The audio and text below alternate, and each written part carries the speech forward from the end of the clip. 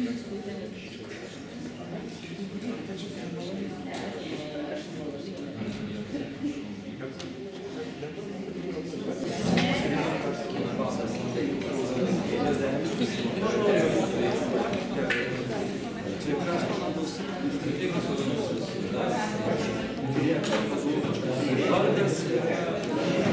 esame Vilniaus universiteto komunikacijos fakulteto analitinės žurnalistikos magistro pirmo kurso studentai. Mes esam 8 šiandien ir mano vardas Augustinas Šulija ir mes atlikome šį tyrimą per pirmą savo pusmetį. Mūsų darbui vadovavo dekanas Andrius Vaišnys ir šio pačio tyrimo vadovė buvo Vida Kuzminskaitė. Jinai, kaip sakant, atliko juodai darbą ir sukontroliavo mus ir išskirstė užduotis, kurias mes atlikome. Tai truputį apie pačius tyrėjus tiesiog pasakysiu, kas ką tyrė, kad jeigu jūs turėsite klausimų vienam ar kitam tyrėjui, galėtumėt konkrečiai kreiptis ir be abejonės mes visi pamėginsime kartu atsakinėti į juos. Tai Indrė Daukšaitė, kuris sėdi štai čia, jinai tyrinėjo tv3.lt puslapį. Auksė Podolskytė su Joginte Užusienytė, čia vat yra Joginte sėdi ir Auksė. Jos tyrinėjo delfi.lt ir ru.delfi.lt. Linas Tomkutė, štai čionai, ir Justinas Riblytė žiūrėjo lrt.lt interneto puslapį, taip pat LRT televizijos ir radijos pranešimus. Vida Kuzminskaitė 15min.lt, čia va Vida, ir Kristina Kurilaitė tyrė Lietuvos lrytas.lt puslapį. Na, o aš žiūrėjau ir gilinausi į faktai.lt ir ekspertai.eu. Mūsų tyrimo tikslas buvo išanalizuoti ir apibendrinti Rusijos informacijos šaltinių bei Rusijos žiniasklaidos informacijos pasiskirstimą Lietuvos interneto dienraščių publikacijose ir Lietuvos radijoje bei televizijoje. Trumpai tariant, mus domino, iš principo mūsų tyrimas visų pirma, reikia pabrėžti, buvo kiekybinis. Mums buvo įdomu ir mums atrodė svarbu išsiaiškinti, kiek Rusijos informacijos šaltiniai, kiek Rusijos žiniasklaidos šaltiniai atsiranda mūsų žiniasklaidos priemonėse, mūsų internetinėse puslapiuose, mūsų populiarioje žiniasklaidoje. Mes tengiamės kuo plačiau pažiūrėti, dėl to rinkomės gana tokį platų spektrą pačių tirtų žiniasklaidos priemonių. Na, mes pasirinkom laikotarpį. Laikotarpis buvo pasirinktas praėjus metų, 2015 metų rugsėjo 25 diena ir informacija buvo rinkta iki lapkričio 5 dienos. Na, reiktų pasakyti, kad visų pirma, kiekvienas iš tyrėjų pakankamai individualiai gilinosi šitą temą ir tyrė ją pagal savo pasirinktą laikotarpį. Ir iš principo šitas laikotarpis apriepia mūsų bendrą tyrimą, kurį mes atlikome dabar. Taigi, iš principo, tai yra toksai jungtinis darbas, kuris yra sudarytas iš atskirų tyrimų. Dėl ko mes pasirinkome šį laikotarpį, dar trumpai norėčiau pasakyti, mums atrodo toksai esminis įvykis prasidėjęs Rusijos kišimasis į Sirijos konfliktą. Jisai buvo labai smarkiai eskaluojamas žiniasklaidoje visų pirma ir labai daug publikacijų tą temą vyrė diskusijos ir visuomenės tarpe. Dėl to mums atrodė ypatingai pavojinga arba įtartina, kad galbūt Rusija čia gali daryti didelį įtaką mūsų visuomeniai arba tiksliau formuojant jos nuomonę. Dėl to šitas laikotarpis buvo pasirinktas neatsitiktinai. Taigi mes išsikėlėme tokius uždavinius, kurie padėtų mums nustatyti ir gauti kažkokius reikšmingus rezultatus.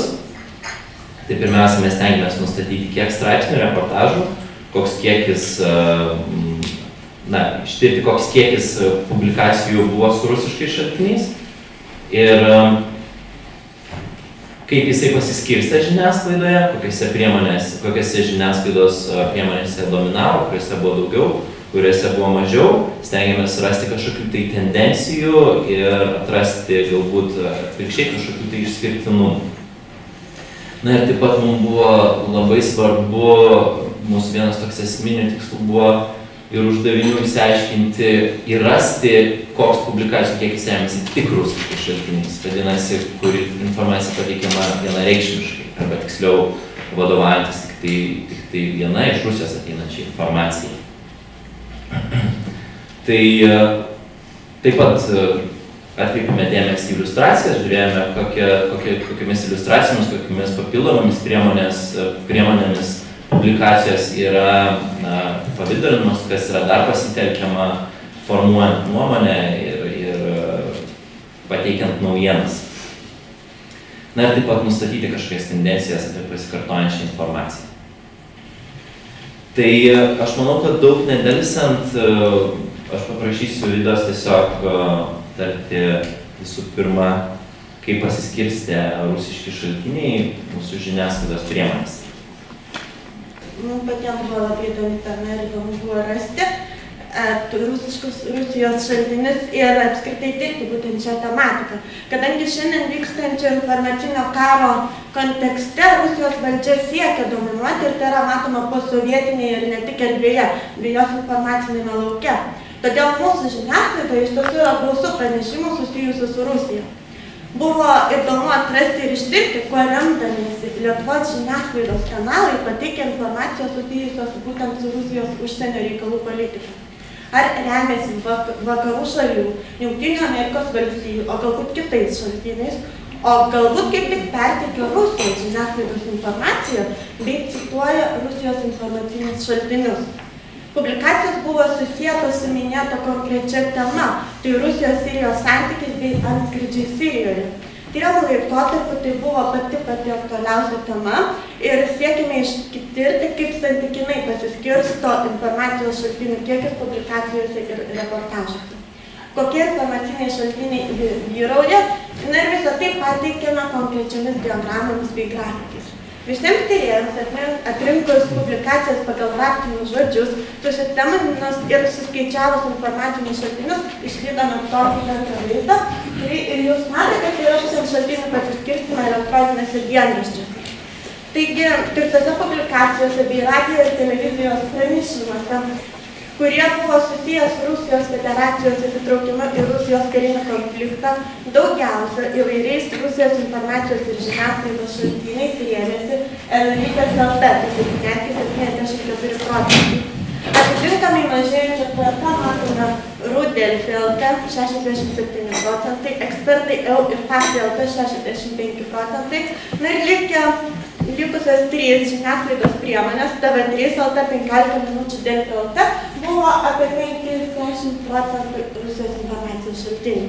Na ir taip pat pažymėtume, jog mažiausiai Rusijos šaltiniais rėmėsi LRT bei LRT radijos ir televizija, tai sudarė 49% visų naudojamų Rusijos informacijos ir žiniasklaidos šaltinių.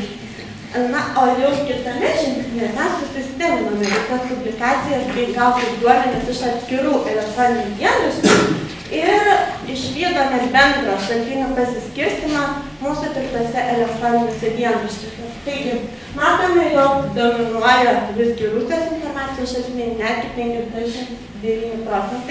Na ir čia jau atitinkamai galime iškelti klausimą ir paklausti savęs, kiek tai yra, tarkim, kiek mūsų žiniasklaida, bet jau tai, kad tyrėme, kiek tai yra objektyvumo problema iškyla. Na, o toliau mes galime išskirti, kokie šaltiniai išsiskyrė labiausiai. Ir taigi matome, jog Rusijos informacijos šaltiniai dominavo labiausiai tokie. Tai Rusijos prezidentas Vladimiras Putinas buvo cituojamas 74 kartus, tai 38%. Rusijos užsienio reikalų ministras Sergejus Lavrovas 26 kartus, 13%. Na ir toliau atitinkamai sekė, jog taip pat kartuoja su Rusijos gynybos ministerijos pranešimai, Dmitrijus Peskovo, Kremliaus atstovas spaudai pranešimai, taip jisai buvo cituojamas.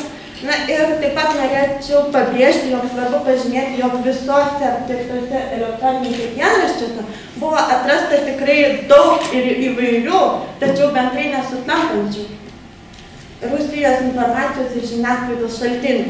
Tai yra, mes stengiamės atrasti tuos bendrus sąlyčio taškus ir bendrus šaltinius bendriems žiniasklaidos šaltiniams, kad galėtume įvardyti jau konkrečiau pasikartojančias ir konkrečias tendencijas. Na ir pereinant prie Rusijos žiniasklaidos šaltinių, tai daugiausia buvo remiamasi RIA Novosti, tai 4% buvo, taip pat News.ru irgi 4, na ir TASS naujienų agentūra. Na ir taip pat matome, jog irgi labiau buvo remiamasi Rusijos žiniasklaidos priemonėmis nei vakarų šalių. Tai čia būtų mūsų pačios pagrindinės darbo išvados, kaip pasiskirstė mūsų Rusijos informacijos ir žiniasklaidos šaltinių. Tai pirmiausia, Rusijos žiniasklaidos šaltinis, tai yra žiniasklaidos priemonės pateikiama informacija ir mes pastebėjome, kad labiausiai dominavo šios Rusijos žiniasklaidos priemonės, tai Rusijos naujienų agentūra RIA Novosti 4%, News.ru.com irgi 4% ir TASS 2%. Toliau Rusijos informacijos šaltinių mes laikome konkretaus asmens arba institucijos pateikiamą informaciją. Ir mūsų tirtose žiniasklaidos priemonėse pastebėta, kad dažniausiai Rusijos informacijos šaltiniai, tie konkretus asmenys arba institucijos, yra būtent Vladimiras Putinas, Sergejus Lavrovas, Rusijos gynybos ministerija. Vienas iš mūsų tyrimo uždavinių buvo nustatyti tikslų skaičių tų publikacijų ir reportažų, kuriuose remtasi tik tai Rusijos informacijos arba žiniasklaidos šaltiniais. Viso tyrime buvo analizuota 160 publikacijų. Iš šių publikacijų net 59 publikacijos remiasi tik Rusijos šaltiniais ir tai sudaro 37%. Labiausiai Rusijos šaltiniais rėmėsi ekspertai.eu ir faktai.lt. Iš tirtos 71 publikacijos čia rasta net 40 publikacijų, kurios rėmėsi tik tai Rusijos informacijos šaltiniais. Ir tai sudaro virš 50%, jeigu tiksliau kalbėtumėm, manote 57%. Kiek mažiau tokiu atveju rasta lrytas.lt, iš tirtų 7 publikacijų rasta 3 publikacijos. Tai sudaro 43%, būtent tokiu atveju, kuomet remtasi tik tai Rusijos informacijos šaltinis. Verta pažymėti tai, kad mažiausiai publikacijų, kuriuose remtasi tik Rusijos šaltiniais, rasta lrt.lt. Čia iš 29 publikacijų rasta tik tai viena publikacija, kuri remiasi 100% Rusijos informacijos šaltiniais. Na ir pastebėta, kad dažniausiai tokiais atvejais, kuomet randame publikaciją, kur yra tik tai 100% remiamasi Rusijos šaltiniais, tai remiamasi tik tai vienu šaltiniu. Paprastai tai būna kokio nors konkretaus asmens ar Rusijos asmens, tarkim Putino pasisakymas arba kokios nors Rusijos institucijos pateikta informacija. Pavyzdžiui, radome tokių publikacijų, kur yra tik tai pateikiami Putino žodžiai. Ir tokiu atveju skaitytojas mato, kad yra pateikiama vienintelė nuomonė ir tokiu atveju mes galime laikyti, kad ta vienintelė nuomonė yra teisinga. Tai nėra kitų požiūrio taškų. Tai yra vienas įvykis ir vienas žmogaus požiūris į tą įvykį, kuris yra pateikiamas kaip vienintelis toks teisingas. Ir aiškiai matoma, kad tokiu atveju, jeigu, tarkim, publikacijoje remiamasi tik tai Putino žodžiais, tai aišku, kad išreiškiama Rusijos pozicija šio klausimu. Ir tokiu atveju iškyla abejonių dėl pačios publikacijos objektyvumo. Jeigu yra pateikiama tik viena nuomonė, tai trūksta kitų šaltinių, kitų nuomonių, daugiau faktų. Ir jeigu tų faktų ir tų kitų nuomonių būtų, tai tuomet mes laikytumėm tas publikacijas objektyvesnėmis. Bet kada yra pateikiama tik tai viena nuomonė, tai kyla abejonių dėl objektyvumo ir galima sakyti, kad tokios publikacijos, kur 100% remiamasi vienu šaltiniu Rusijos, tai yra šališkos ir neobjektyvios. Aš dabar pakomentuosiu apie iliustracijas, kurias mes irgi skaičiavome. Ir iš tikrųjų per tos skirtingus tirtus laikotarpius, tas savaitės jos pasiskirstė gan visose skirtingose elektroniniuose laikraščiuose įvairiai. Na, bet metodas buvo toks, kad kiekvienoje publikacijoje mes skaičiavome, kiek yra iliustracijų.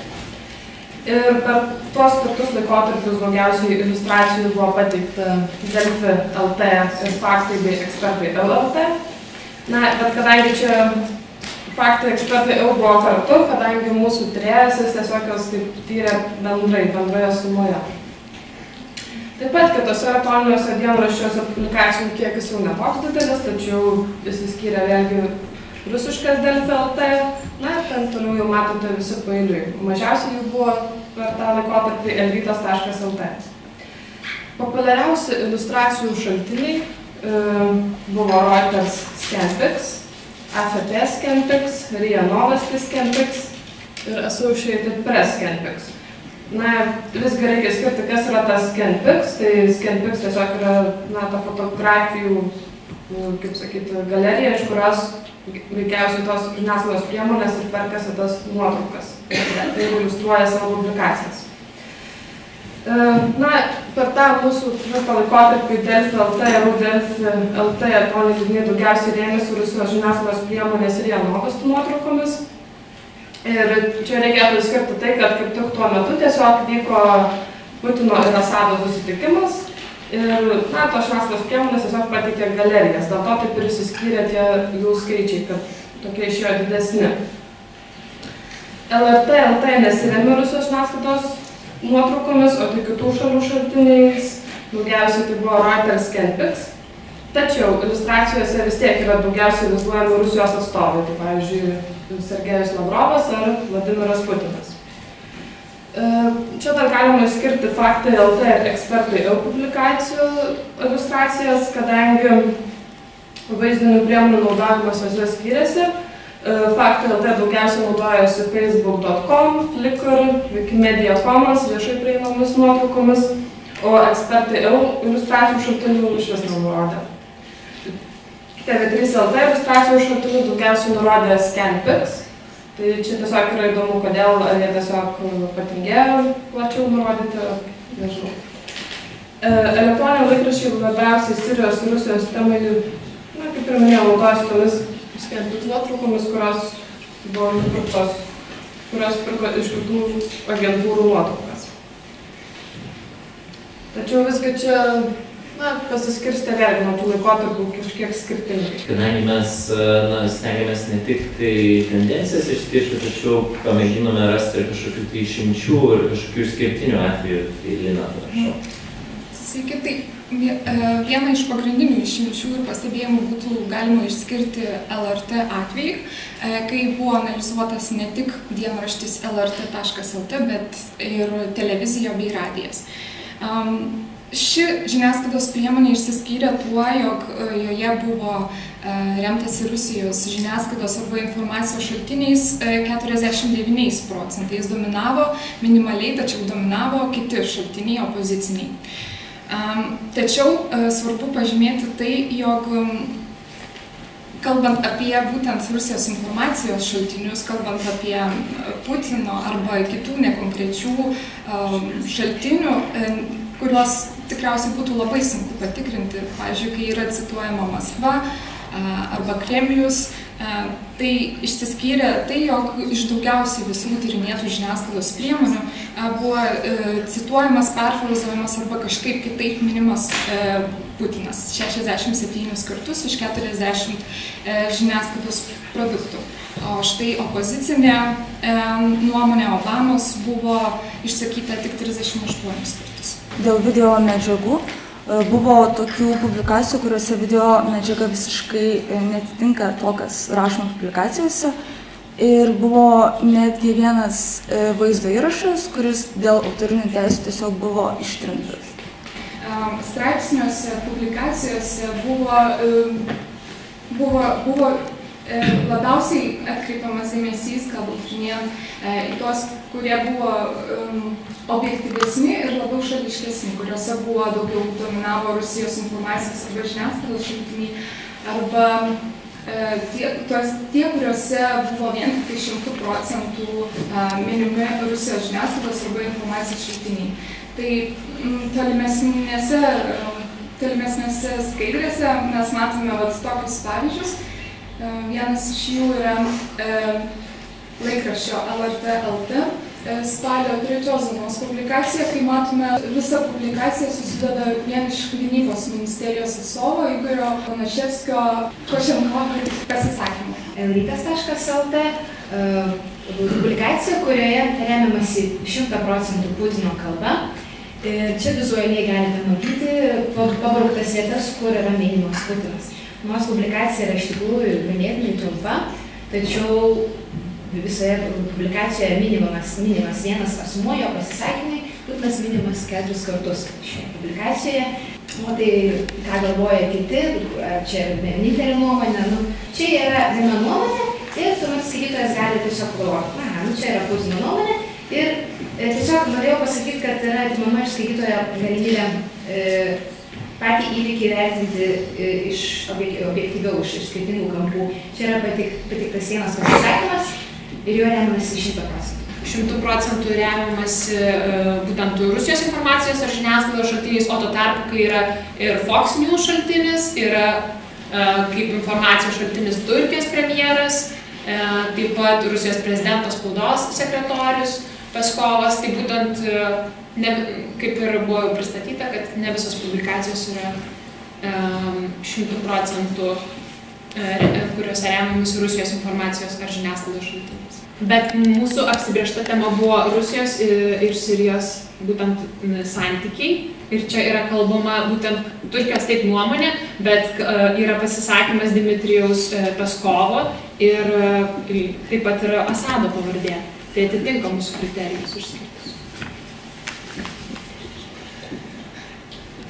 Na, čia irgi tas dar viena publikacija, kurioje buvo irgi remtasi tiesiog 100% Rusijos informacijos šaltiniais. Ir čia buvo toksai įvykis, kaip ir minėjau, Putino ir Asado Kremliuje susitikimas. Ir visoje tiesiog publikacijoje buvo pateikta Kremliaus administracijos galvos Sergejaus Ivanovo nuomonė apie tą Kremlių, jisai tik komentavo. Na, čia būtų galima pasakyti, kad iš Sirijos pusės nebuvo jokios pateikta nuomonės, o tas pats Sergejus Ivanovas buvo cituojamas arba perfrazuojamas 12 kartų. Tai buvo pateikta naujienų agentūros, Rusijos naujienų agentūros TASS ir išspausdinta dienraštyje newsroom.com. Taip pat dar pabaigoje Sergejus Ivanovas aptarė santykius ir konfliktą Ukrainoje. Ir vėlgi mes, publikacijoje nebuvo pateikta jokios iš Ukrainos pusės, ką jie mano apie tą jų vis dar vykstantį krizės suvaldymą. Na, o iliustracijoje pavaizduoti Putinas ir Asadas, bei iliustracijos šaltinis nuo Associated Press skelbimas. Tiesiog stengiamės parodyti dabar, kaip mes dirbome, koks buvo mūsų tikslas, ką mums pavyko sužinoti, tačiau galbūt prieš mėginant atremti argumentus, jeigu jų bus kažkur, mes norėtume ir pakviesti Agnę Girkontaitę, kuri sutiko iš tikro peržiūrėti mūsų darbą, recenzuoti ir pateikė savo nuomonę, tai prašau. Taip, tai aš esu Agnė Girkontaitė, sociologijos doktorantė ir kolegos paprašė manęs pasižiūrėti šitą darbą iš labiau tokios metodinės pusės. Tai yra, kaip jis buvo atliktas, kaip tyrimas. Tai iš tikrųjų, pirmiausia, noriu pasidžiaugti, kad studentai išdrįso, neturėdami šiaip tyrimų pagrindų jokių ir panašiai, imtis tokios drąsios temos ir ją taip analizuoti. Ir iš tikrųjų pateikė labai įdomių įžvalgų.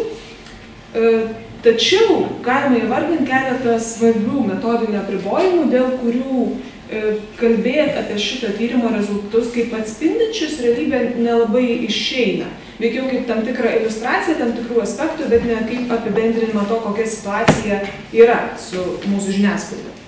Tai šie apribojimai yra labiausiai susijęs su atrankos ir analizės metodika. Tai pirmas aspektas yra tai, kad apskritai tyrimo pasirinktas tikslas buvo orientuotas į gana siaurą ir kiekybinį požiūrį. Tai yra buvo orientuojamas į skaičiavimą, nors iš tikrųjų būtų labai pravertę ir daugiau pasigilinti į pačių straipsnių turinį, į kontekstą, kaip yra pateikiamos tam tikrų Rusijos šaltinių nuomonės ir pozicijos.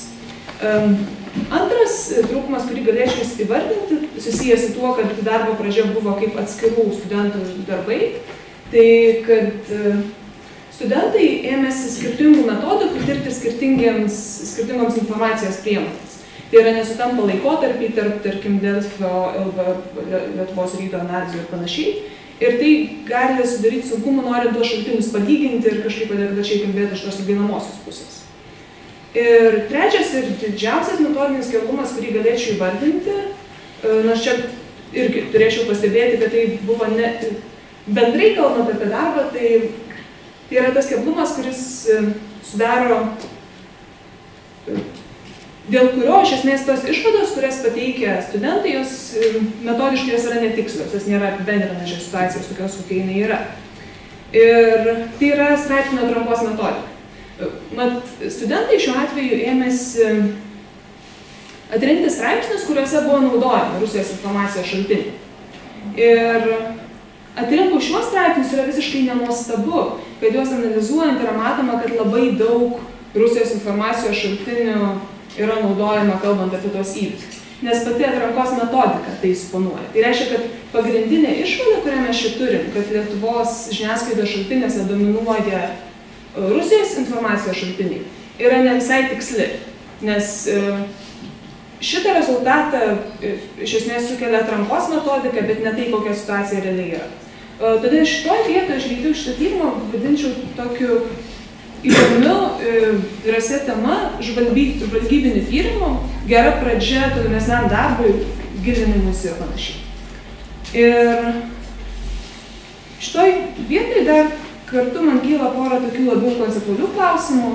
Tai yra dėl apskritai to keliamo klausimo apie rėmimo su rusiškai šaltiniais problematiką. Ir pagrindinis aspektas tai yra ar tai, kad yra remiamasi tik kad yra remiamas rusiškai šaltiniais, iš karto automatiškai reiškia, kad ta informacija, kuri yra pateikiama, yra šališka.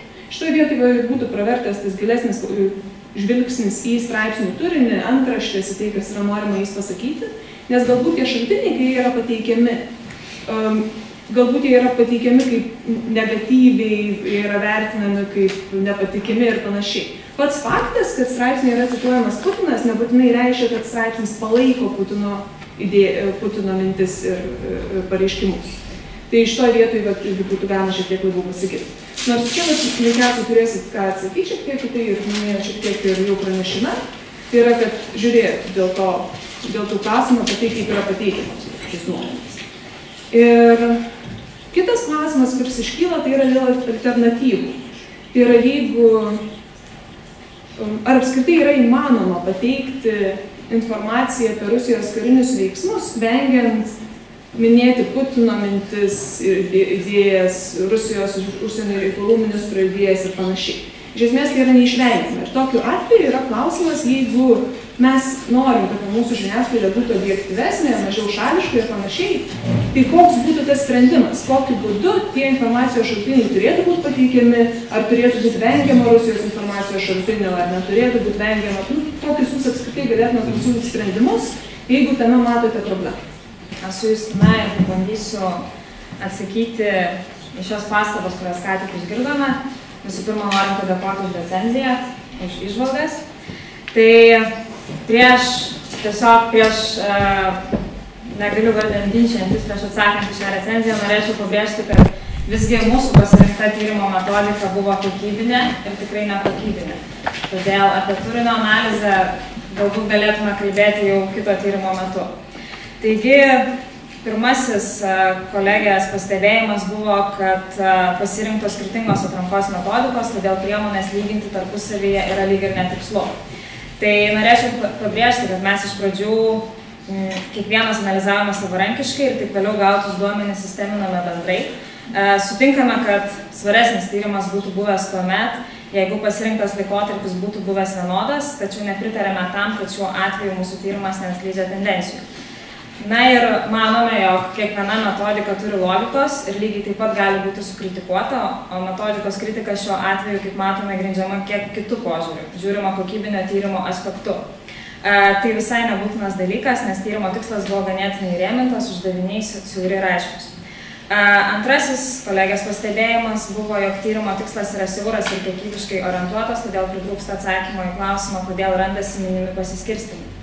Tai mes nekeliame savo tikslo atsakyti, kodėl randasi minimi pasiskirstimai. Šis darbas yra puikus pagrindas atlikti tolimesniems kokybiniams tyrimams ir mano jau minėtoms turinio analizėms, tačiau, kaip jau minėjome, šis tyrimas kiekybinis.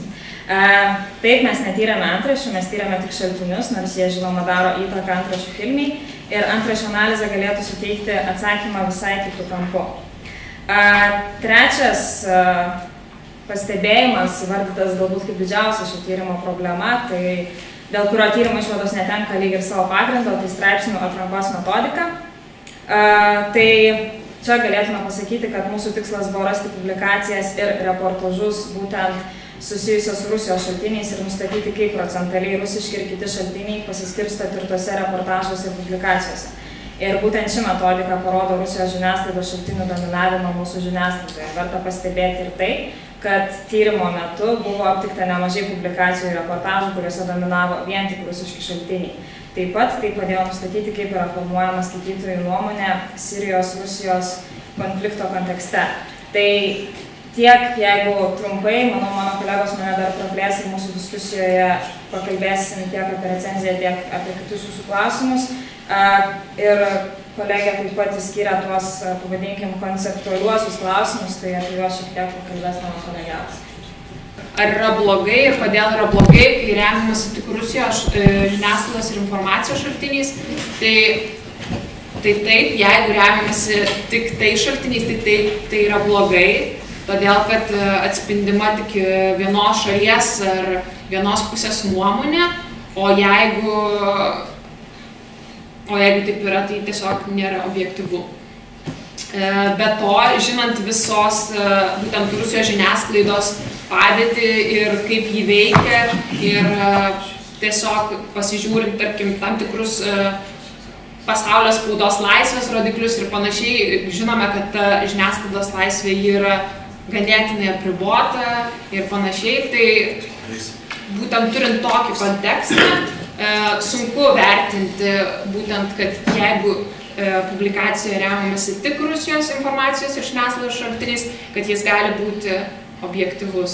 Pakankamai svarbu mums pasirodė būtent tas 100% rusiškos informacijos naudojimas ir bent jau man susidarė toks įspūdis, kadangi aš analizavau Faktų.lt ir Ekspertų, aš negaliu kalbėti apie kitas žiniasklaidos priemonės labai konkrečiai, tačiau būtent man susidarė įspūdis dažnai, kad pateikiamos naujienos tiesiog stengiamasi sureaguoti į pačią naujieną kuo greičiau ir ją pateikti tiesiog kaip faktą pliką.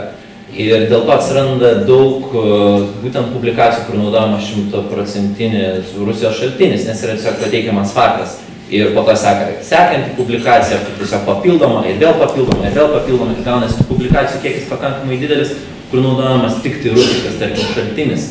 Yra mažiau publikacijų, kur yra, analitiškai mėginama ta pati problema žiūrėti, arba analizuojami tie faktai, arba kažkiek, sugretinama nuomonė, arba prieštaravimą. Dėl to tie skaičiai vėlgi yra atspindinti. Tai gal mano toks trumpas irgi atsakymas šitą klausimą. Ir galbūt prieš užduodant dar klausimus mes norėtume tiesiog paprašyti mūsų darbo vadovą profesorių Andriubaišinį savo komentarą. Mėly kolegos, šitie jauni žmonės padarė tokį darbą, kuris, ir jie tai žino, nėra didelė naujiena, iš esmės pagal savo rezultatą. Yra labai geras dalykas, ką įvyko šito pristatymo metu, kad patys kolegos susirado ir kritiką ir paprašė juos pakritikuoti ir pasižiūrėti į metodiką, kaip tai buvo daroma, bet šitas tyrimas yra kaip studentiškas eksperimentas, kaip darbas, kuris kasdieniniam informacijos sraute gali neturėti jokios reikšmės. Bet kada mes išklausom šitų žmonių rezultato ir bandydami pasitikrinti kaip skaitytojai, o dar mes norėtumėm, kad mes pasitikrintume savo darbo vietose kaip redaktoriai, ar taip yra dalimi. Tai rodo iš tikrųjų labai, manau, pozityvų dalyką. Toks tyrimas padarytas ir yra savotiškas bakstelėjimas mums kritiškai pasižiūrėti, ką mes vartojame iš kitos pusės, ką mes ir kaip redaguojame, kodėl mes vienais ar kitais dalykais remiamės. Bet žinoma, pasveikindamas šią prasme studentus, siūlau jiems priimti visada tas kritiškas pastabas ir jie, manau, kad yra atviri. Kartu čia jau turiu atsakyti į tą dalyką, taip kaip ir kolegės sureagavo į klausimą, kas čia blogo, kad tame informacijos sraute įrėminant vieną įvykį, tai yra Sirijos karą, kas čia tokio, kad remiamasi Rusijos, aš čia patikslinsiu ir kritikė, ir kolegas, jeigu jūs vartojate ne rusiškais apskritai, Rusijos, kas čia tokio, jeigu remiamasi Rusijos šaltiniais. Iš tikrųjų, tiek pat kažkas palygintų žurnalistikoje yra blogio, jeigu yra dviejų kaimynų konfliktas, o žurnalistas išklauso tik tai vieno ar ne, ir cituoja tik tai, ir galbūt antras šaltinis jam yra policininkas, o tas kitas neišklausomas. Bet čia globalioje erdvėje yra pateikiamas įvykis tik tai, jums parodė vieną kitą atvejį, tik tai vieno asmens lūpomis. Taip, begaliniame informacijos sraute, kai mums sako, oponuoju, žinote, kaip reikia dirbti, kokia yra dinamika, kaip reikia sparčiai vertinti informaciją. Atsakau labai paprastai, taip, jeigu jūs turite publikacija, kurioje yra Putinas, Lavrovas, Putinas, Lavrovas ir truputį Obamos, ir tada turite Putino nuotrauką apie tą įvykį. Tai yra, sakysite, objektyvu. Įvairios pusės turbūt atspindėtos, ar vis dėlto ne. Esmė čia ne tik antraščių problema ir tai, į ką atkreiptas dėmesys, neabejotinai efektyvumo prasme turinys dar, koks jis yra, bet tai, dėl ko mes jau kelis metus diskutuojam, Rusijai pačiai yra labai svarbu, kad oficialiai Rusijai, kad ji būtų čia eksponuojama, kad apie ją kalbėtų, kad ji dalyvautų, kad ją matytume kaip nepaprastai mūsų protams įtakingą ir reikšmingą dalyką. Tai šią prasme, man atrodo, kad studentai pasakė, paėmė viso labo tik tai vieną mėnesį, vieną įvykį ir keletą žiniasklaidos priemonių. Tai ačiū kolegų už suteiktą žodį. O auditorijai pasiūlykite įsipilti kavos, nes prieš puolant jūs toliau reikėtų, kad truputį sušiltų. Iš tikrųjų, ypač būtų smagu išgirsti nuomonę, išgirsti komentarų tų žmonių, kurie iš tikrųjų dirba tiesiogiai, kurie patys rašo šitas publikacijas, kodėl, ar jie mato tame problemą, o gal iš tiesų nėra kitų galimybių rasti informacijos apie Rusijos konfliktą Sirijoje. Tad jeigu jūs turite kažkokių pastebėjimų ir visų pirma klausimų, tai tikrai maloniai prašom užduoti. Rasa Pakalkienė, Lietuvos žinios, aš rašau apie Rusijos propagandinės problemas. Mane sudomino ir nustebino toks dalykas, kad jūsų tyrime, ko nėra visiškai jūsų tyrime. Rusijoje vis dėlto yra alternatyvi žiniasklaida, nepriklausoma žiniasklaida, nors jos yra nedaug, galiu išvardinti mažiausiai 8 tokias visuomenės informavimo priemonės. Ar jų iš vis nebuvo per tą tyrimą laikotarpį, ar to žiniasklaida nebuvo remiamas kaip šaltiniais, iš viso tai buvo vienetiniai atvejai, sakykime, Novaja gazeta, Nezavisima gazeta, Meduza, tam Dožd, yra tokių priemonių. Taip, buvo šitie, bet mes darėme platesnį tyrimą tiesiog. Bet tai buvo labai reti atvejai. Novaja gazeta gan dažnai buvo. Būdavo vis dėlto. Novaja gazeta, Meduza, bet čia Meduza nežinau, kaip priskirti, ar čia būtent, kad jie Latvijoje veikia. Rusijai skirta čia. Latvijoje, bet Rusijai skirta. Vis dėlto buvo tokių dalykų, taip? Na, būtent Rusijos šaltiniai, tai čia nežinau, kaip vis tiek toks išeina priskirimas prie Rusijos šaltinių. Bet dominavo Rianovas, Titasa ir taip toliau. Taip, be abejonės, dominavo tos pagrindinės didžiausios žiniasklaidos priemonės, dominavo tos pagrindinės eskaluojamos visuomenės asmenybės, vienareikšmiškai tai Kremliaus aplinka ir visiškai matom Vladimiro Putino tokį dominavimą absoliutų visose komentaruose. Jeigu tik yra galimybė, jeigu tik jis gali būti kontekste, jis iš karto atsiranda. Tačiau to turinio. Nes turinio mes beveik nežiūrėjome. Nešališkumo ir pasitikėjimo, tai labiau patikimi tokie būtų šaltiniai. jeigu jau reikia kažkokios informacijos iš Rusijos. Ką pati ta Medūza, jeigu ten buvo pateikusi, kokius jinai pati šaltinius, ar vėlgi tą patį Nasą, ar ten vėlgi Putino, Lavrovą, ar vėl tokie neproporcingos datos. Ačiū. Šitam tyrimui buvo priskirta visus Medūzos prie Rusijos šaltinių. Taip. Skaičiuojam. Taip mes nežiūrėjom, ta prasme, šaltinio jo peršamos nuomonės, jo formuojamos nuomonės, mes tiesiog žiūrėjom kaip lokaliai. 10 kartų perskaičiau, dar kartą žiūrėjau, reiškiasi, kurį Laitas LT rodė. Putinas įspėja pasaulio rubriką, atėjo karai, teroristų grupuotės, Sirijos teisės toliau. Jūs darėte kiekybinį tyrimą, tas yra labai faina viena vertus ir galbūt reiškia kitiem kokybiškai pažiūrėti, bet aš pažiūrėjau tą publikaciją, man atrodo, yra skandalas. Dabar šitą tyrimą pažiūrėjęs, tai yra gryniausia forma, net ne rusiški šaltiniai, ne Rusijos šaltiniai, tai šaltinis yra Kremlius. Ir aš, ką noriu atkreipti dėmesį, galbūt ir jūsų definicijose, kurias jūs čia vartojate, ten rusiški kartais, Rusijos šaltiniai, dar kažkas, aš atidžiai žiūrėjau čia tą patį publikaciją, kaip jinai sukonstruota, tai yra, čia pasakyti, arba visiškai durniai turėjo tą daryti, arba prasidavę labai stipriai. Nes, kai dabar skaitai publikaciją, tai yra, pavyzdžiui, kas yra autoriai publikacijos, tai yra BNS, TFP ir Laitas LT ir jų informacija. Toliau ten kur 4 Putino reiškia, tai šitie citavimai yra. Po toliau skaitau aš visą, kai tekstą dėliojasi, aš bandau įsivaizduoti kaip skaitytojas, kai tu pamatai, kad yra 2 rubrikos, labai normalios, solidus, veiksnys, šaltiniai, kaip sakant, duok dievę, apie Rusiją net nekvietė, BNS ten pasidarė, bet visi kiti normalūs yra šaltiniai. O tekste yra iš tikrųjų, tai ponas Putinas ir greičiausiai iš Kremliaus gali visi. Bet tekste, kadangi nėra nei redaktorius, nei autoriaus, nei vardo, nei pavardės, tai ačiū Dievui kažkaip gėda, tai vyr redaktorių gali būti.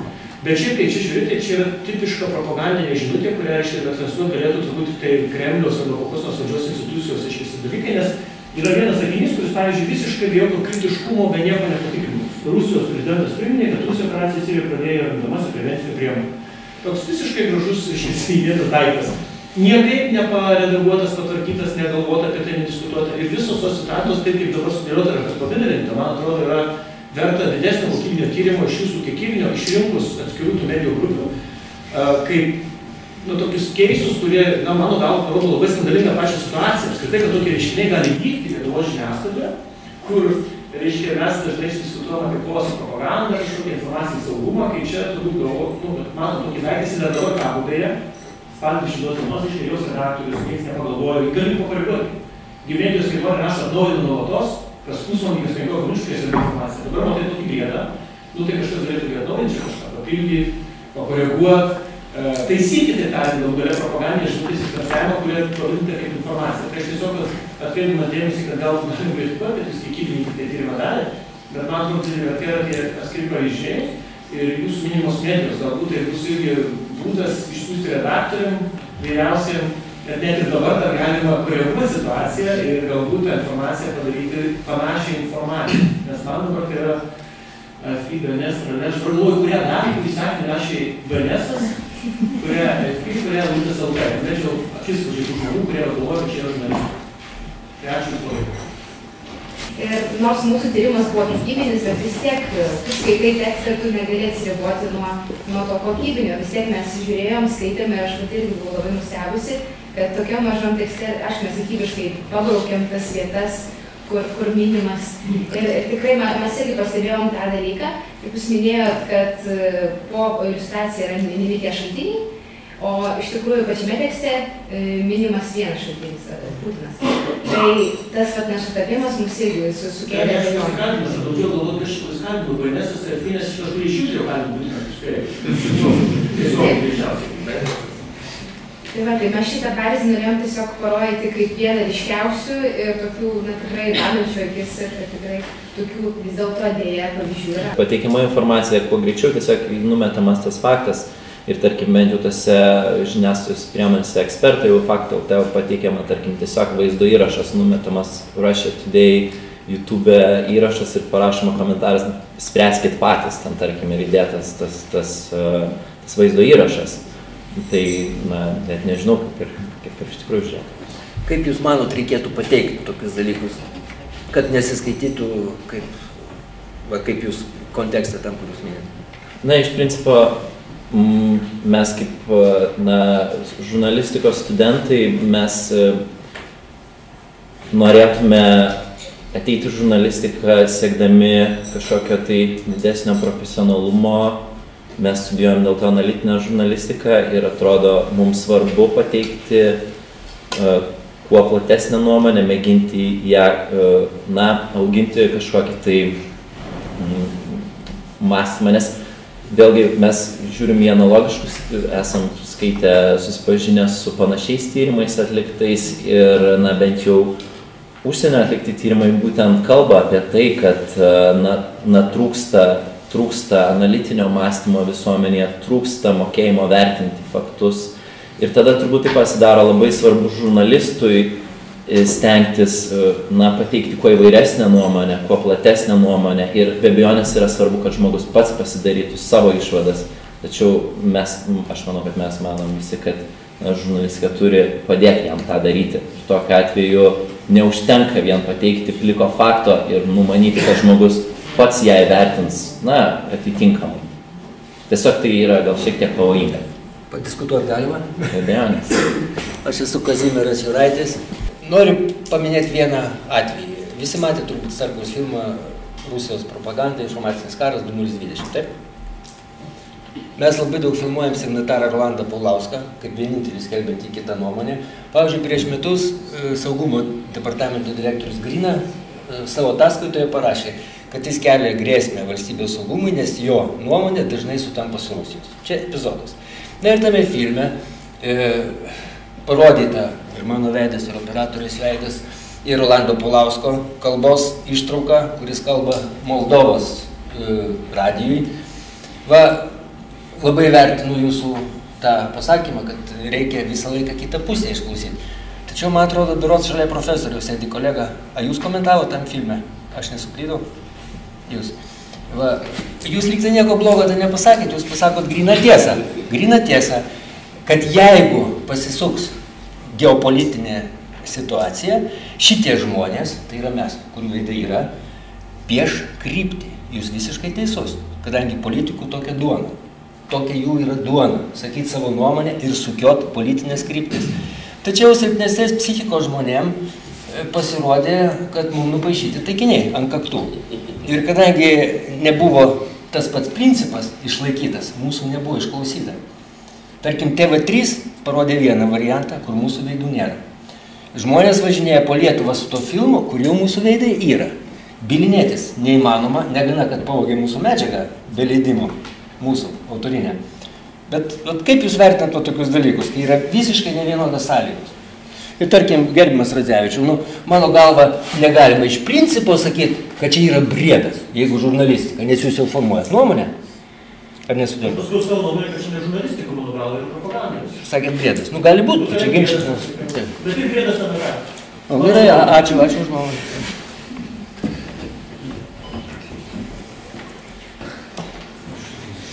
Ačiū iš tikrųjų. Norėčiau atsakymas laukti jūsų nuomonę. Taip, nežinau, kolegos, kad jūs norite pasakyti ką nors? Man atrodo, kad mums gal sunku komentuoti, todėl kad aš bent jau asmeniškai ir manau daugelis kolegų nesam dar matę šito filmo. Tai mes galėtume pasižiūrėti, Starkus, tarp kitko, mums atsakė, mielai leisimės į diskusijas, mes pasiūlėm. Prašom, jūsų kūrybinė grupė su mūsų kūrybinė grupė, nes kiek prašom, paskutinį kartą klausiau asmeniškai Artūro Paulausko saugumo, ką mums galima kalbėti, ko mums negalima kalbėti. Nes mes nežinom, nuomonė sutaps su tuo, Kameroną galima minėti ar ne, jeigu jo nuomonė sutampa su Rusijos, tarkim, ir jeigu paminėsim, tai mes viskas tada priešai, ar kaip? Tai labai norėčiau pakviesti, galbūt kartu su Starkum, su studentais, padarykim kūrybinę diskusiją tokią, kur, taip sakant, galima kalbėti. Tarkim, ar jūs teko matyti Solovjovo, pavyzdžiui, laidą, nors vieną? Tai ten liber varo, ten ant to Putino, ant to Rusijos. Man nuostabu tiesiog, kaip ten gali leisti tokius dalykus. Pas mus to gyvenime nepamatysi. Aš tik gal trumpai pasakysiu, be abejonės, mes turim, ypač kaip jauni žmonės, taip žurnalistai, manau, kad tikrai gerbti ir puoselėti būtent nuomonės laisvę, kad ir kokiai bebūtų. Ir Juo labiau mes nenorime savo šitų tyrimų ir savo išvadomis kažko užsipulti ir įžeisti, kažkaip žerdami jam kaltinimus dėl naudojimo Rusijos informacijos šaltiniai. Čia yra žiniasklaidos priemonės pasirinkimas ir jų būdas. Ir kiekvienas daro turbūt pagal savo pasirinktus principus ir tai kažką pasako apie pačią žiniasklaidos priemonę. Aš manyčiau, kad ir jinai yra orientuota į tam tikrą auditoriją, kuri galbūt to tikisi ar ne. Vilniaus universitetas, komunikacijos fakultetas, docentas daktaras Mantas Martišius.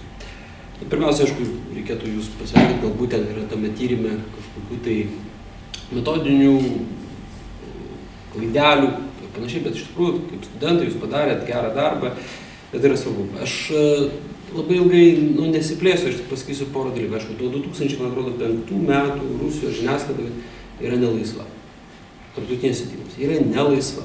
Ir jo Novosti yra agentūra, kuriai dabar vadovauja Dmitrijus Kisilovas. Jis yra patenka į RT naujienų agentūros tinklą, yra iš tikrųjų ir kada jie perėmė ir reformavo RIA Novosti, buvo labai atvirų tekstų pasakyta, kad mūsų pagrindinis tikslas yra Rusijos politikos ir kaip propagandos skleidimas į vakarus. Dmitrijus Kiseliovas susitikęs su tais tuometiniais žurnalistais pasakė, pamirškite jūs tą visą žurnalistiką, yra propaganda, darysim propagandą. Na, tas įvyko 2013 metais uždarimas, gruodžio pabaigoje, na, mes 14-15 metais jau matome visą tą jų veiklą. Kitas, aišku, turbūt svarbus dalykas, ką reikia pasakyti, ką jūsų tyrimas informacinėme, kad iš tikrųjų vienas iš klausimų, ne kaip tu pasakai, ten kokių ten dalykų, bet svarbiausia, kiek kartų tai pasakai, kiek tu dominuoji. Jeigu jie dominuoja, tai prasme, aš galiu paprastai pasakyti. Pavyzdžiui, šitie skaičiai, jie kaip iliustracija iš tikrųjų yra labai spėti. Jie dominuoja, šaltinis dominuoja Putinas, panašiai automatiškai auditorija pradės galvoti, kad, šitas žmogus yra labai svarbus, suteiginėti jam tam tikras reikšmes, kurius, galbūt netgi yra nevertas, nes iš tikrųjų nėra toksai kėdas vyrukas, kaip iš tikrųjų bandoma parodyti Rusijos žiniasklaidą, ir dėja, Lietuvos žiniasklaida tą padaro. Aišku, aš galiu tokį pasakyti, advokatinį žodį mūsų internetiniai žiniasklaidai pasakyti. Aš suprantu, kada yra klikų reikalas, kada yra tas greitis, tada automatiškai aš jau, reiškia, redaktorius dažnai būna ir tas žurnalistas turi būti pirmas, nesvarbu, kas ten parašyta, gali būti ir nesąmonė, po to galbūt paneiksiu, nepaneiksiu. Ir iš tikrųjų tada labai dažnai patenka tokie publikacijos, tokia informacija, kuri yra ganėtinai šališka ir vienpusiška. Na ir paskutinis dalykas, apie Solovjovo laidą, kadangi tenka ją šiek tiek nuo karto profesinę pasižiūrėti, aš nežinau, ar tai yra labai demokratijos ir pluralizmo laisvė, jeigu tu pasakai, ateina Dūmos vicepirmininkas ir sako, reiškia, už kiekvieną rusų kareivį po 100 turkų kareivių. Reikėtų tai padaryti. Mes galime suprasti, kad tai yra humoras, bet aš, įsivaizduoju, kad tai Lietuvos kontekste už kiekvieną ten, reiškia, už dantis už dantį, už tokį sako. Aš nemanau, kad tai yra tikroji tos permasinės, toks tikros diskusijos dalykas. Dėkui Jums. Konstantiną Mirškiną, Delfi rusiškos versijos reporteris. Iš savo pusės, atsiprašau už savo kalbą, aš nesu Lietuvoje gimęs, jeigu yra klaidų, tai atsiprašau. Tai dalykas yra toks, kad be Rusijos žiniasklaidos mes vis tiek neapsiesim. Tai yra šaltinis. Net propaganda yra informacijos šaltinis. Nors ten yra krūva žodžių, bet vienas žodis yra vis tiek ten kažkoks yra informacijos šaltinis. Jeigu Putinas kalba tik su RIA Novosti arba tik su Sputnik, ką mes padarysime, jeigu jis kalbėtų su RIA Novosti? Mes cituosim RIA Novosti, ne AFP, kuri verčia į anglų kalbą, o mes patau versim iš anglų kalbos. Tai yra toks klausimas. Bet kitas klausimas yra toks, kad reikia tada pateikti pagrindą. Kodėl tai buvo pasakyta, kaip tai buvo pasakyta.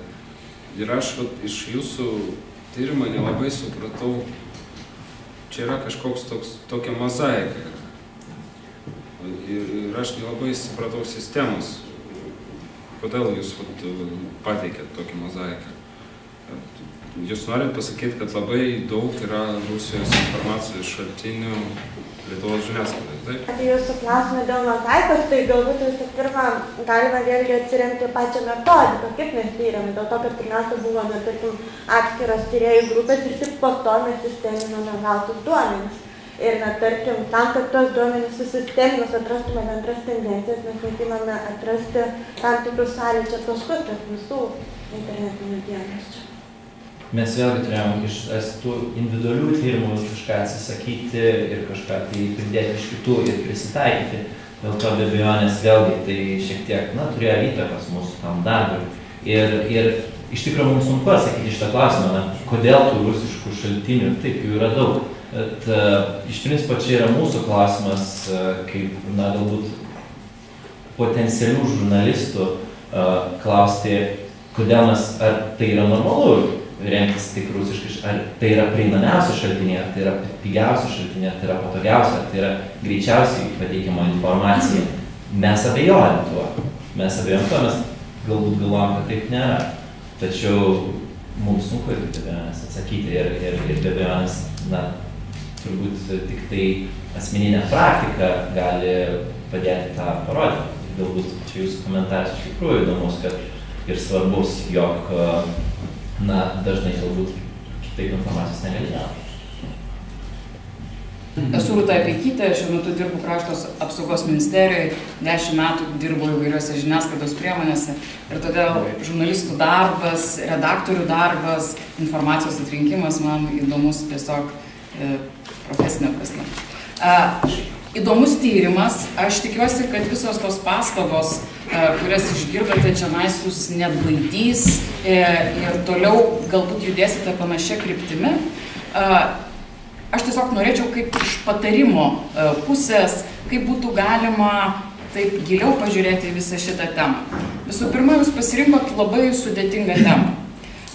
Karinių konfliktų komunikacija yra atskira tema ir prieš savo tyrimą turėjot padaryti įžangą ir įdėti šiek tiek tokį bendrą supratimą, kaip veikia atskiros valstybės dalyvaujančios konflikte, kokia jų yra komunikacijos strategija ir kaip jos tos strategijos įgyvendinimui pasitelkia žiniasklaidos priemonės.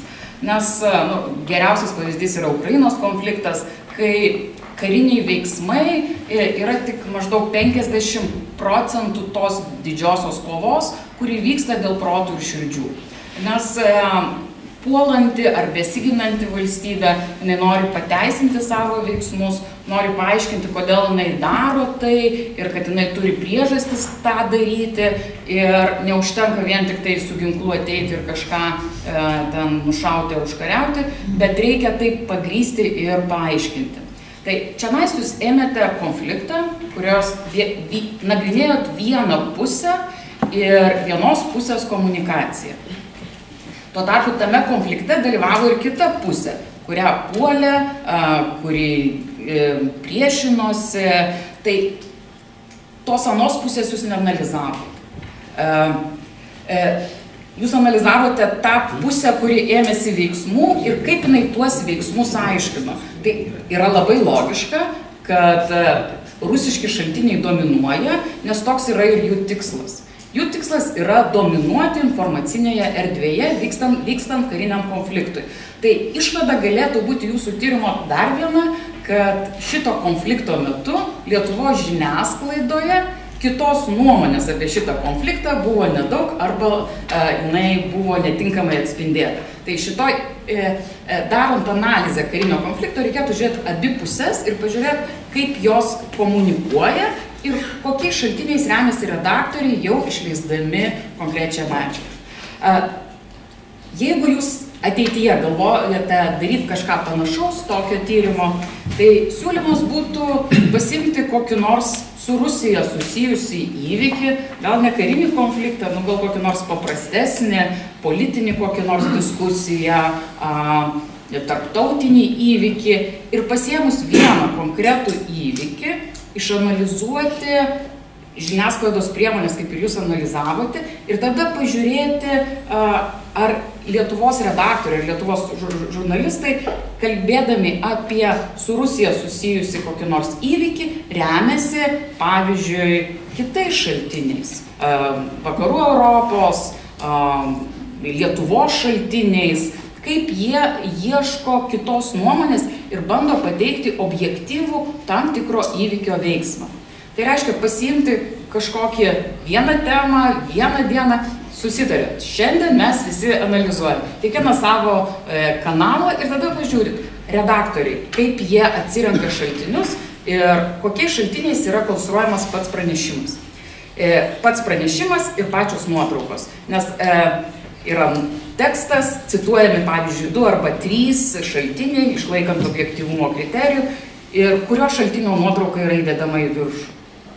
Ir tai reikėtų lyginti dar su kiekvienu šaltinio tipiniu informacijos kiekiu, nes kai kalbuosiu su kolegomis žurnalistais dirbančiais įvairiose žiniasklaidos priemonės, tiesiog jų interneto platformos vienos leidžia daugiau įdėti iliustracijų, vienos leidžia daugiau prikabinti fotogalerijų, kiti turi tam tikrus apribojimus ir sako, kad titulinė nuotrauka yra viena, o pas kitus ten viršų jau gali iškart 20 nuotraukų sukelti.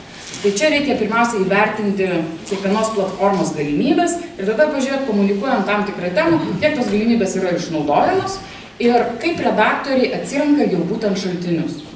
Ir paskutinis toksai pastebėjimas, jūs turėjote žiniasklaidos šaltinius ir informacijos šaltinius. Siūlyčiau dar įvesti 3 dimensiją, tai yra pirminis šaltinis ar antrinis, tretinis, ketvirtinis šaltinis. Tai reiškia, kai kažką cituoja naujienų agentūra, tai sakykime, kad jie yra pirminis šaltinis arba yra kažkokios institucijos išplatinta medžiaga, tai yra pirminis šaltinis. Bet kai cituojamas pirminio šaltinio tam tikra interpretacija arba atrinktų citatų rinkinys Komsomolskaja Pravda, kuri publikuoja News.ru.com. Tai turėkite omeny, kad kiekvienas šaltinis, kiekvienas redaktorius dar įneša savo korekcijas į turinį ir tada iškyla klausimas dėl šaltinio patikimumo. Ir klausimas, kokiais šaltiniais remiasi Lietuvos žurnalistai. Ar jie remiasi pirminiais šaltiniais, ar antriniais, tretiniais jiems prieinamais šaltiniais. Tai čia būtų tokie kolegiški pastebėjimai, tema iš tikrųjų yra įdomi. Jeigu jūs neišsigasite to, kai išgirsite šį vakarą, galėtumėt panagrinėti galbūt ne karinį konfliktą, galbūt, ką nors, nežinau, paradą, kokį nors ar kokį paminėjimą. Gegužės 9-oji, kuri Europoje yra Europos diena, o Rusija ją vadina pergalės diena. Tiesiog paimti kažkokį netokį komplikuotą pačios komunikacijos konstravimo prasme įvykį. Ačiū. Mano žiniomis, kadangi aš pati tikrai 19 metų dirbau redaktorė ir dabar šiandieną visa Lietuvos žiniasklaida daugiausiai informuoja apie užsienio įvykius, remdamasi lietuviškų naujienų agentūrų šaltiniais, BNS ir Elta. Ir čia jų tarp jūsų šaltinių aš pasigėdau būtent BNS ir Eltos. Tai vat, kaip čia man yra tada klausimas, kur jie čia pradingo, iš tikrųjų, ar ir tada kaip jūs, kadangi jūs minėjot, kad daugiausiai ten išskyrėte RIA Novosti, Komsomolskaja Pravda ir panašiai, ar jie buvo kaip pirminis šaltinis, kuris cituotas tiesiogiai iš to leidinio, tarkim, taip? Ar vis dėlto tai buvo jau agentūros pranešimas, ką aš matau šitame tekste, taip, BNS-o, ar Eltos, ir tik tai jau BNS-as ar Elta cituoja Komsomolskaja Pravda ir RIA Novosti. Ir galbūt tada pasižiūrėjus, kokią vietą čia užima lietuviškos naujienų agentūros, kiltų kaip ir toks sutikslinimas jūsų tyrimo, tai kokiais šaltiniais remiasi lietuviškos naujienų agentūros, iš tikrųjų informuodamos, teikdamos informacinę paslaugą Lietuvos žiniasklaidai. Turbūt ten 90 prieš keli procentai publikacijų yra be abejo BNS. Tai tiesiog pateikimas. Toks kaip ir esminis skirtumas. Taip, bet, aš asmeniškai skaičiuoju pirminį antrinį, bet taip ir iš tikrųjų yra svarbu. Klausimas, kiek tą BNS informaciją panaudoja jau pats redaktorius arba pats žurnalistas, kokią dalį iš jo pasiema. Tai mes dėl to mėginom pažiūrėti, kad ir tų BNS informacijų atsiskleidė. Taip, ir turbūt iš tikrųjų būtų svarbu ir netgi labai įdomu, tai matėsi pačiu tyrimo metu, vos nereikalavo ir savęs kėlė klausimą, kodėl naudojama tarsi lietuviškos tas informacijos priemonės, kurios perfrazuoja rusiškus šaltinius ir tada mes iš principo vėlgi šiek tiek kažkur tai pasimetame tame. Tačiau net žvelgiant ta prasme mes matome, kad ir BNS ir ELTA ir kitos lietuviškos informacijos šaltiniai naudoja tos rusiškus šaltinius, pasiema juos redaktorė arba žurnalistai vėlgi kažkiek tai jos apdoroja. Galbūt rusiško Delfio labiau aptikau, kad buvo tas Newsru ir tas pats Newsru ten jau perpasakojo RIA Novosti, o tas RIA Novosti ten, jeigu taip giliau kasantis, citavo ar ten Putiną dar. Bent jau ekspertai jau, tai taip pat daugiausiai dominavo tiesioginė Rusijos šaltiniai, tiesioginė Rusijos informacija, nebuvo teikiama iš Lietuvos, kažkokiu tai žiniasklaidoje. O gal vertėtų pažiūrėti informacijos visgi kokybę. Tarkim, priminsiu, karo, atstovės sėdė. Priminsiu prieš pusantrų metų kažkur, LRT pamačiau karo akademijos prorektorių, Berods Rakauskas, Rakutis, teisingai Rakutis, kuris braižė schemas, mes visą laiką galvojame įsitikinę, ne, rusai dabar nepuls. Ne, jiem nepuls, jiem neapsimoka, mūsų pozicija buvo tokia. Nu ir Rakutis vieną gražią dieną žiūriu per teliką, braižo schemas, va tankai važiuoja, jau viskas, net mane įtikino šakės, aš suklydau galvoju, kaltas. Ir po 2 savaičių SBO stebėtojai pasako, jokių tankų ten nebuvo. Rakučio neatsiprašė, dezinformacija akivaizdė, vadinasi, rusų tankų ten nebuvo. Novorosijoj. Donbase. Ne, žinokit, Rakutis tikrai negalėjo apie Donbasą kalbėti. Aš mačiau. Suprato, nes jisai kalba dažniausiai apie Lietuvą. Galbūt. Na gerai, tada tęskim kokybišką. Pons Radzevičius pasakė, čia yra briedas. Galite jūs man paminėti mąstymą, taip sakant, mano mąstymą lavinant, kur konkretūs žodžiai čia yra briedas? Ar frazės, ar mintys? Čia turinio visuma. Taip kaip pateikta kaip žurnalistinis produktas, kuris neva panašus yra. Pasakykit iš žurnalų. Ką? Kodėl kažką Šias ponė.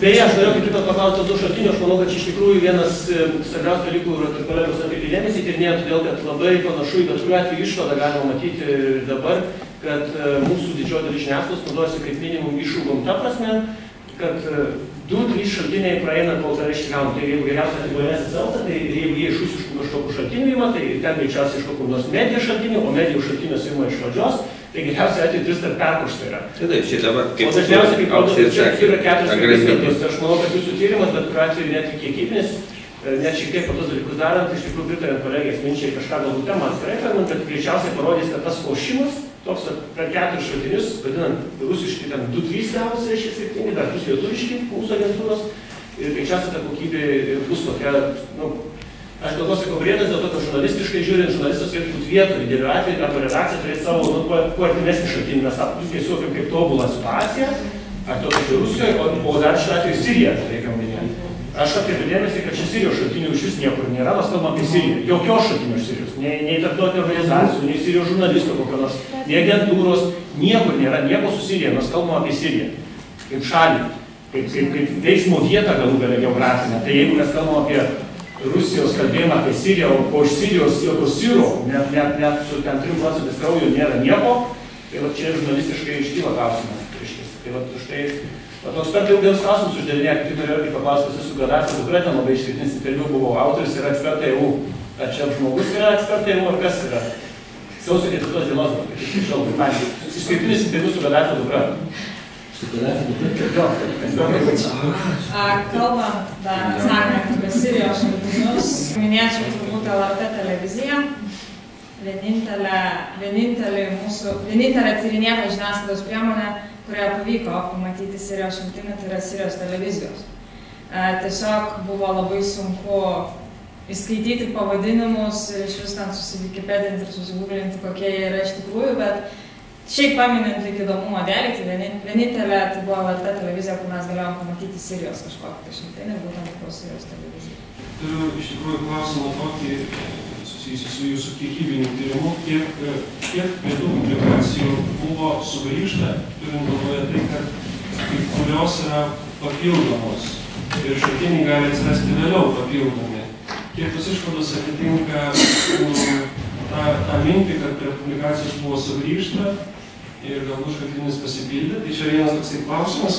O kitas tiesiog noras jūsų paklausyti, kadangi jūs operuojate, kalbate apie šaltinių arba nuomonių įvairovę, čia gal lygybę ženklą negalima būtų minėti, bet nuomonių įvairovė vienose situacijose yra privaloma arba būtina, kitose, kaip suprantame, ne visai, nes galbūt tiesiog atspindimas labai aiškus konkretus faktas įvykis ir kokia čia kita nuomonė gali būti, jeigu vienas žmogus pasakė vieną. Tai jūsų ir galiausiai yra nuomonių įvairovės keli lygiai. Nuomonių įvairovė žiniasklaidoje, nuomonių įvairovė žiniasklaidos priemonėje ir nuomonių įvairovė žiniasklaidos priemonės pranešime. Tai ką jūs manote apie nuomonių įvairovę ir kaip jūs įsivaizduojate, kokiais atvejais jinai yra būtina? Problema tame yra netgi keista, tarkim, pradėjus mokyti žurnalistiką, vis tiek tu pradedi kažkaip iš šono matyti žmonių naujienų vertinimą, kaip jie vertina žiniasklaidą. Ir dažnai tu matai fakto priėmimą labai tiesiogiai, labai tiesmukai, parašyta, vadinasi, tai yra tiesa. Ir galbūt čia nuomonių įvairovė gali provokuoti kažkokį tai klausimų kėlimą savo arba klausimą apskritai ties aptariamą temą. Ir ypač kalbant apie tokį sudėtingą dalyką kaip Sirijos konfliktą, kur iš tikrųjų informacija yra labai galbūt sunkiai patikima ir iš tikrųjų labai daug propagandos ir labai daug nepatikimumo. Mes tarsi neturim savo kažkokių tai žurnalistų tenai, mes negalime tiesiog įsikišti, mes tik tai gauname kažkokią kitą nuomonę. Ir čia galbūt tas ir yra svarba nuomonės įvairovės, bent jau man atrodo, reikalingumas toksai. Nes kita vertus tada interpretavimas tų naujienų gali pasidaryti labai tiesioginis, o kaip mes matome būtent iš to kiekybinio tyrimo, kad jisai dažnai yra toksai vienareikšmiškas. Nežinau, ar atsakiau jūsų klausimą. Na, patirtim tą pačią, galbūt ne tiek nuomonių įvairovę, bet tą patį vienpusiškumą galima buvo atrasti net 15 minučių LT. Dėl to, kad, tarkim, prie kiekvienos publikacijos faktiškai buvo atrandami tam tikri vaizdo įrašai, kuriuose buvo skelbiami Sirijos bombardavimo vaizdai. Ir tai dažniausiai būdavo Rusijos gynybos ministerijos šaltinis arba jau perpublikuojamas Reuters. Ir irgi, tarkim, tai suponuoja tam tikrą nuomonę, jog netgi jeigu tam tikrose 15 minučių publikacijose būdavo pateikiamas dvi skirtingos nuomonės, tai yra tam tikra kolizija ne tik tarp, tarkim, priešpriešo tarp Vladimiro Putino ir tam tikrų nevyriausybinių organizacijų, tai kas leisdavo išvysti tam tikrą įvairiapusiškumą ir objektyvumą, tačiau tie vaizdo įrašai vėlgi suteikdavo tam tikrą klausimą, ar tos svarstyklės nekrenta būtent neobjektyvumo pusėje. Tai ką tada daryti? Bent jau man asmeniškai pasitaikė nemažai, netgi ypač Faktai LT, grįžtant prie tų pačių straipsnių, jie būdavo išimami ir po to perskaičiuojant, reikėjo koreguoti. Tai aišku, čia būtų įdomu sužinoti, kodėl tie straipsniai buvo išimami, bet kažkaip tai tyrimas planavo neklausti redakcijos, mes to nedarėm. Gal kolegos, ar jūs, nežinau, pakomentuokite? Iš pradžių mes turėjom daug plačiau apsibrėžę savo būtent tuos šaltinius, kur analizavom. Tai analizavom tam tikrų laikotarpių ir nebuvo tos būtent Sirijos ir Rusijos temos. Tai turėjom vienas publikacijas. Tada, kai apsibrėžėm konkrečiau, tai dar kartą peržiūrėjom, tai kurias žiūrėjom tikrai ne kartą, tai sugrįždavom prie tų publikacijų. Ir man atrodo, Vida buvo pastebėjusi, kad 15 minučių buvo vieno vaizdo įrašą išėmusi, būtent dėl to, kad netitiko autorių teisų paraiškos, nes tenais tiesiog būdavo vaizdo įraše atsispindėjo katastrofiška Damasko priemiesčio būklė, sugriauti pastatai ir tai buvo visiškai kitoks klipas, negu mes, tarkim, skelbė oficialius klipus Rusijos gynybos ministerija ir dėl to jis buvo išimtas. Iš nelegalaus šaltinio, dėl to, kad nelegaliai. Labai daugelis Lietuvos žiniasklaidos priemonių, gal kai yra rašoma ar rodomi įvykiai užsienio, remiasi būtent agentūriniais pranešimais. Jeigu jūs tęstumėte tą tyrimą ir panagrinėtumėte agentūras, jos, nes dabar jau čia būna antriniai, tretiniai, BNS ir ELTA, štai kuo remiasi, kokiais šaltiniais, kadangi jau žiniasklaida dažniausiai, labai dažnai remiasi agentūromis. Būtent jeigu pratęstumėte ir dabar savo dėmesį suteltumėte į agentūras, tai būtų, man atrodo, tai geras teisingas.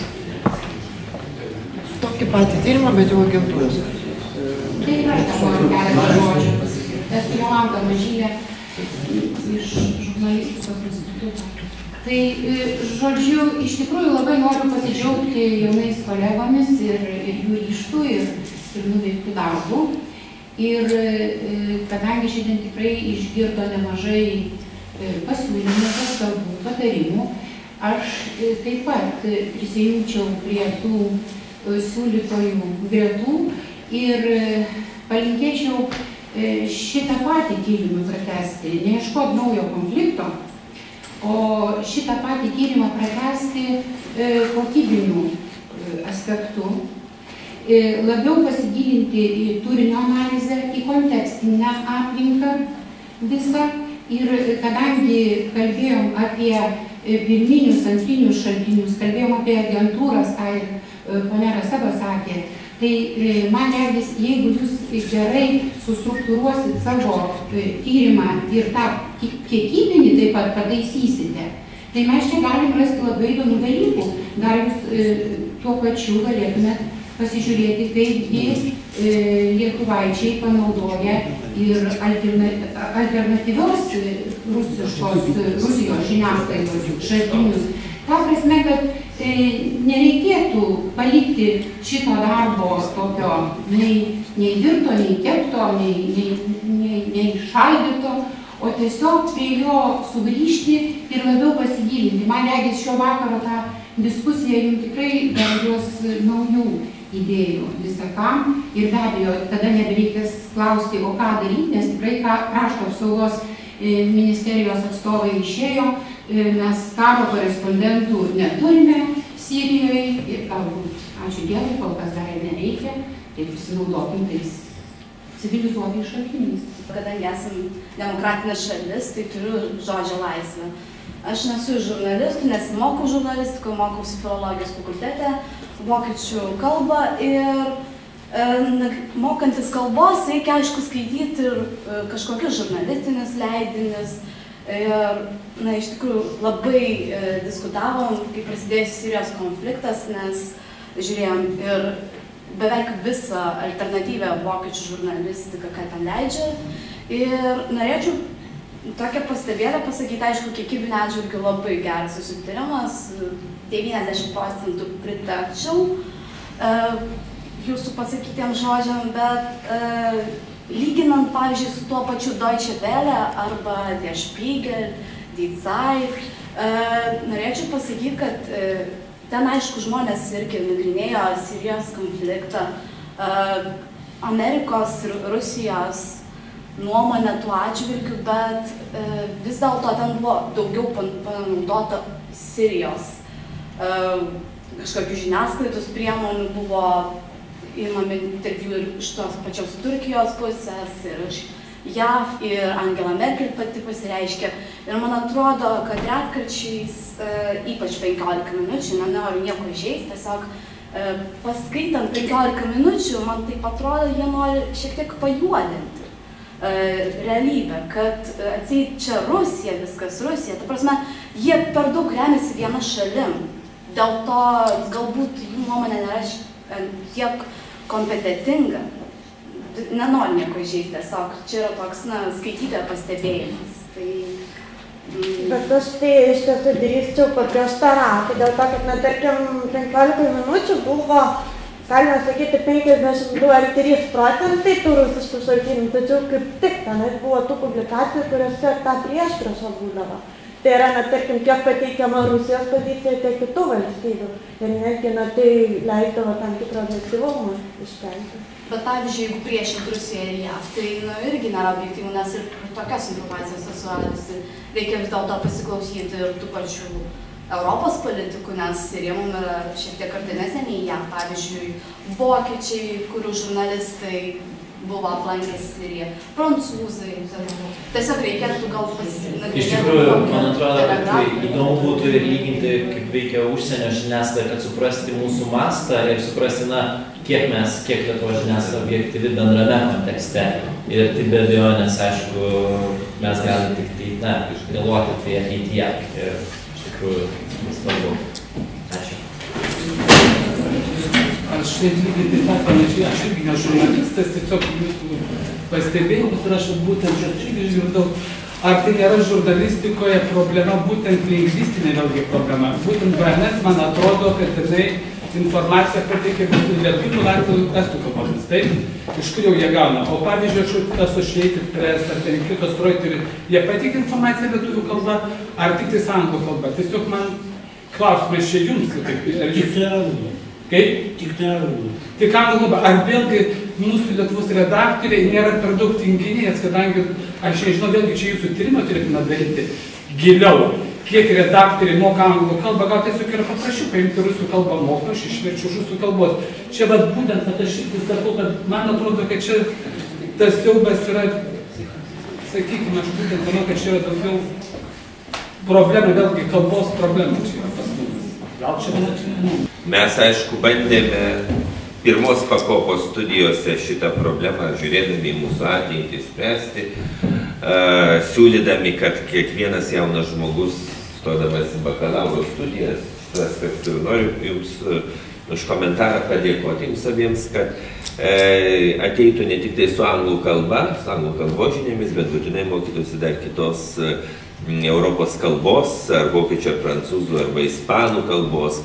Paradoksalu yra tai, kad kada mes pasiūlėm ir buvom priėmę šį sprendimą, prabėgo jau turbūt kokie 7-8 metai, efektas labai menkas. Pirmas dalykas buvo pasipriešinimas iš paties jaunimo, kam mums reikia. Pašaipos profesinėje žiniasklaidos aplinkoje, kas jūs gali stebinti, bet sulaukėm tokių replikų, kam čia reikia, viskas yra anglų kalba. O tikrovė yra ta, kad vyresnė karta, kuri dirba žiniasklaidoje, iš tikrųjų yra labai gerai mokanti rusų kalbą, tai ta techninė problema.